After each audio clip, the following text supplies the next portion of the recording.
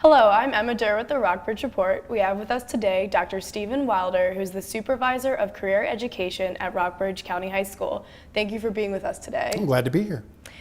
So the school has been instituting a lot more hands-on learning, more experiential. Could you tell me about why that's important?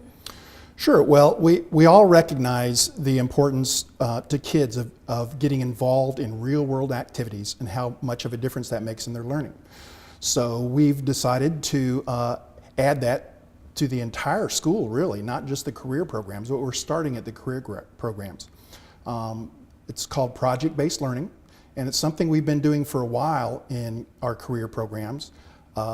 So we're pretty good at it. So it's a good place for us to start and then help it spread throughout the rest of the school. And it helps kids have more meaningful interactions with each other, developing teamwork. It helps them have more critical thinking and problem solving development. It really helps them have just more engaging and better learning experiences. So we're really pushing that forward with our problem-based learning and our new STEM programs. And as part of the hands-on learning, I know one of the projects you've been working on is the Kid Win Challenge. Could you tell me a little bit more about that? Yes, we started a new Energy and Power program. It's one of our STEM programs at the high school, part of our new STEM Academy. And we ran the class for the first time this year, and our kids had an interest in wind turbine technology. So we decided to enter the Kid Win Challenge. It's a national challenge where students at the middle school and high school level build wind turbines and then compete in regional events. So our team built a turbine, went to Roanoke to compete, and did very well. How did they describe being at the competition? Well, they loved it. One of the great things about it is when you design a wind turbine on your own, you don't have any variety of technology. You don't see other varieties. You have your model, your idea, and that's what you're going with. When you get to that competition, you see all different kinds of ideas, different blade designs, different generator designs, different gear ratios, different mountings. So one of the great experiences other than competing is just learning so much from what others did and did well or didn't do so well. And then you pick that up, all that information, and build another wind turbine that you can take to nationals. And we're going to nationals in May with our team with a brand new turbine that they will have built with all that new information. And so what do you think made their turbine stand out from the other ones at the competition? Most of them have had HVAC training. They've had a class in HVAC, which is heating, ventilation, and air conditioning. So they understood a lot about sheet metal and blades that are in air conditioners and generators and producing electricity and measuring that electricity. So they had that kind of foundational knowledge. So that all really went into their design. If you look at the turbine they created, it was very HVAC looking, because of the background they had. They really enjoyed that part of it, taking something they learned somewhere else and applying it to a new area. I think that was one of the fascinating things for them.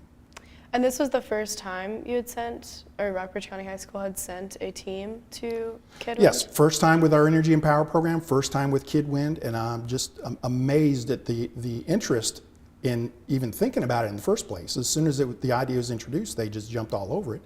And Robbie Martin, our instructor for Energy and Power, he was very motivational and really inspired them to come up with a design and gave them the freedom to come up with their own design. Which proved to be a good idea because they are now qualified to go to nationals. And so how do you see this program at the high school developing in the future?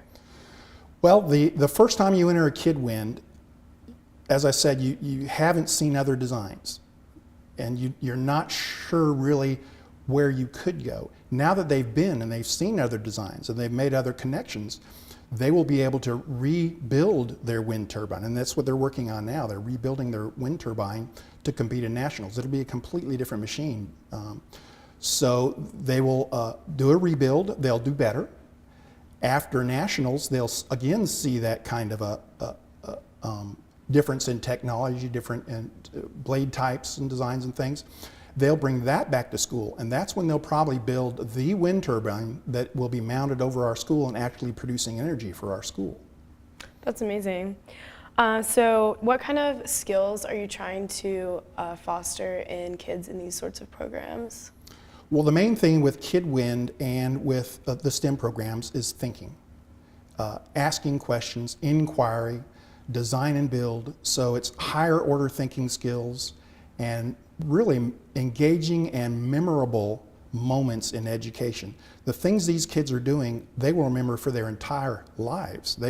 They won't remember the worksheet they did in math last week, but I promise you they will remember this wind turbine competition, and the things they've picked up will carry with them for the rest of their lives. Hopefully a real curiosity for learning and for taking old knowledge and then turning it into new knowledge.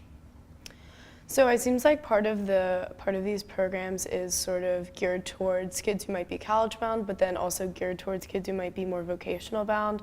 I know I talked to a few kids today who are interested in using their HVAC training when they graduate.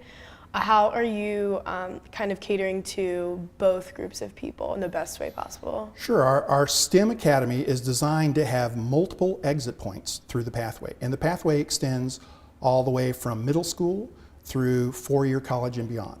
So we expect some of our energy and power students to exit at high school with a diploma and go into, it may be HVAC, it could be to a program for power line workers, either groundsmen or linesmen. It could be for solar installer. We're working on an internship, or I'm sorry, an apprenticeship now for solar installation. So a student will graduate and enter an apprenticeship for solar.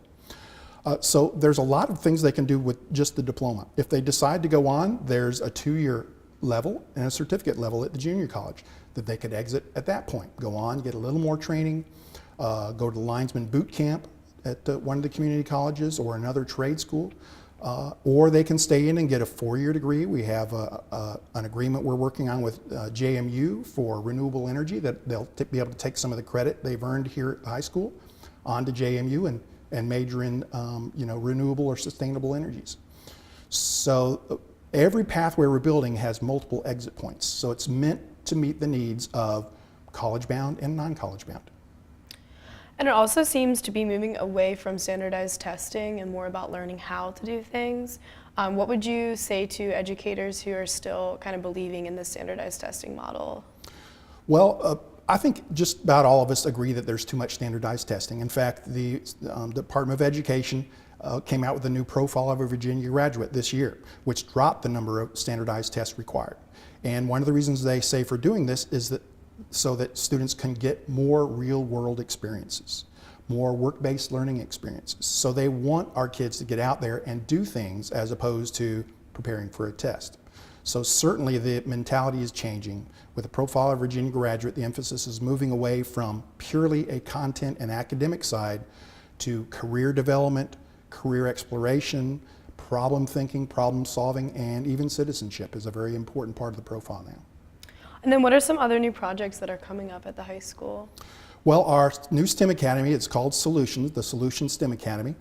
We have 3 pathways. The first pathway is 21st century agriculture. So we're taking our traditional agriculture program and adding technology to it, where students will be learning how to use technology such as robotics and automation and even drones to increase production for agriculture, either on their own small 5-acre farm, which is sort of the focus of that program, or on a more large scale for a large production facility. We also have an environmental technology program in addition to the engineering, energy and power program. So we have the 3 pathways that are coming up. We also just changed our automotive program so that we have added a new STEM focus to automotive. Our more advanced kids will be moving into the Automotive Academy and will be really exploring some high-end automotive stuff, like some of the more advanced features that we have in our cars now. That's awesome. Well, Dr. Weiler, you've been very generous with your time. Thank you so much for being with us today, for telling us about education in Rockbridge County. For the Rockbridge Report, I'm Emma Durr.